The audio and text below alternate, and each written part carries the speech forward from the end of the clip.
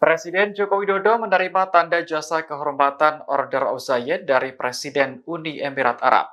Order of Zayed merupakan penghargaan sipil tertinggi dari negara tersebut untuk tokoh-tokoh dunia.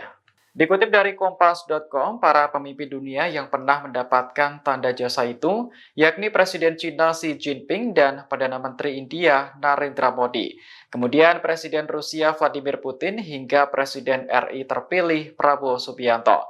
Adapun tanda jasa kehormatan Order of Zayed diberikan langsung oleh Presiden Uni Emirat Arab Mohammed bin Zayed Al Nahyan kepada Jokowi. Keduanya bertemu di Istana Kepresidenan Hasar Al Waton, Abu Dhabi, Rabu 17 Juli hari ini.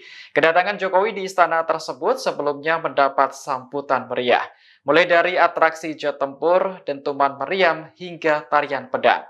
Di Uni Emirat Arab, kesenian semacam itu dikenal sebagai Al-Ayala. Pasukan menari memeragakan alat perang sambil diiringi musik tradisional. Download Tribun X sekarang, menghadirkan lokal menjadi Indonesia.